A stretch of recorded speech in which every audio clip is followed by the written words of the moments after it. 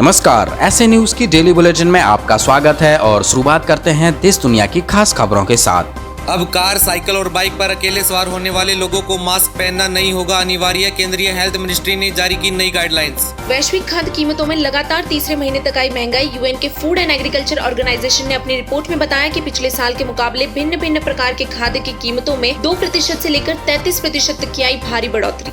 PUBG समेत 118 apps ban होने पर बौखलाया चीन। चीन के वाणिज्य मंत्रालय ने भारत सरकार से इस कदम पर कड़ा विरोध जताया और भारत से अपनी गलती सुधारने को कहा।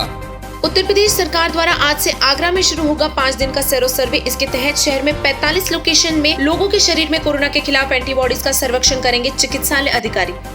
आंध्र प्रदेश सरकार ने उठाया एक बहुत ही अहम कदम। राज्य में रमी, तीन पत्ती और पोकर जैसे सट्टे खेलने वाले ऐप्स पर लगाया बैन। राज्य सरकार ने यूथ जनरेशन के भविष्य को मद्देनजर रखते हुए लिया यह फैसला। अब राज्य में ऐसा करते पकड़े जाने पर 2 साल की होगी जेल।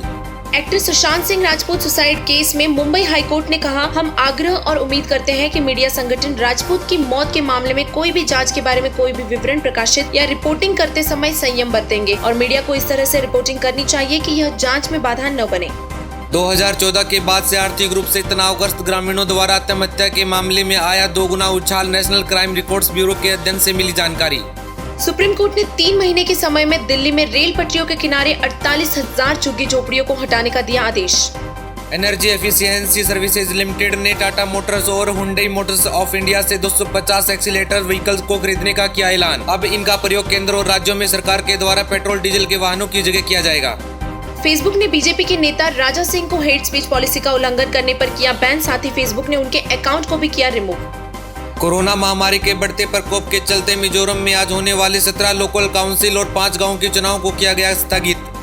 असम के तामुलपुर में एक परियोजना पूर्व विद्रोहियों को कर रही है सहाय। पुणे स्थित एक एनजीओ असम फाउंडेशन एक स्पेशल तरह के पात्र का निर्माण कर रहे हैं जिसका नाम है तमुल। इस कार्य से सैकड़ों पूर्व उग्रवादियों को मिल रहा है रोजगार। मिजोरम सरकार ने यूपीएससी, एनडीए और एनए की परीक्षा के चलते छात्रों के लिए राज्य में स्पेशल बस सर्विस की शुरू। इसके तहत अब छात्रों को समय पर परीक्षा केंद्रों तक पहुंचाया जाएगा। बेंगलुरु मेट्रो का संचालन 7 सितंबर से होगा शुरू। फिलहाल मेट्रो सेवा सुबह 8 से 11 और शाम 4:30 से 7:30 के बीच होगी उपलब्ध। कौन बनेगा करोड़पति सीजन 12 के सेट से आई बुरी खबर। शो के 2 कंटेस्टेंट पाए गए कोरोना संक्रमित। हाल ही में शो के होस्ट अमिताभ बच्चन भी पाए गए थे कोरोना पॉजिटिव। इसके अलावा इंडियाज बेस्ट डांसर शो के सेट पर भी 7 लोग पाए गए कोरोना पॉजिटिव। एक अध्ययन के मुताबिक कोरोना काल में चल रही ई लर्निंग के तहत इंटरनेट और कंप्यूटर की कमी से अशिक्षित रह सकते हैं देश के 1/3 बच्चे। भारत में केवल 8% घरों में है यह सुविधा। झारखंड के लातेहार जिले के टोरी जंक्शन रेलवे स्टेशन पर महात्मा गांधी के अनुयायी ताना भक्तों ने भूमि कानूनों में अपने हितों के अनुसार बदलाव की मांग के साथ अनिश्चितकालीन आर्थिक मंदी नाकेबंदी कर रेल मार्ग को किया जाम, जिसके कारण से झारखंड में राजधानी एक्सप्रेस के यात्रियों को बसों में रांची भेजना पड़ा। वंदे भारत मिशन के तहत अभी तक लगभग 13 लाख भारतीयों को स्वदेश लाया गया है। 1 सितंबर से शुरू हुए वंदे भारत मिशन के 6ठे चरण के तहत इस महीने 24 देशों में 1007 अंतर्राष्ट्रीय उड़ानें निर्धारित की गई है, जिसमें लगभग 2 लाख यात्री लौटेंगे अपने स्वदेश।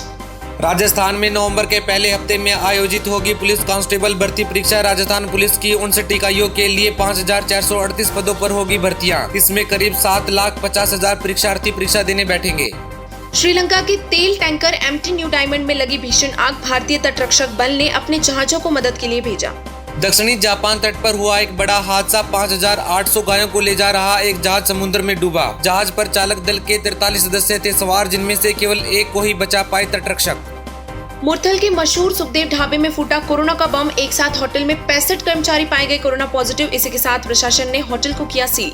उत्तर प्रदेश के बलिया में एक युवक की कथित तौर पर पिटाई करने की घटना को लेकर पुलिस पर भड़की भीड़। लोग पुलिस पर ताबड़तोड़ चलाने लगे पत्थर व तोड़ दी उनकी गाड़ियां। हादसे में अधिकारी समेत 6 पुलिस वाले बुरी तरह से हुए घायल। देश के 5 राज्यों में कोरोना का सबसे ज्यादा कहर। कुल मौतों में से 70% मौतें इन्हीं राज्यों में हुई है। इसी के साथ देश में कुल संक्रमितों की संख्या हुई 38 लाख के पार। वहीं ऐसे न्यूज का आज का सवाल, क्या आप जानते हैं मनुष्य मरने के बाद कहां जाता है? अपना जवाब कमेंट बॉक्स में जरूर बताएं। धन्यवाद।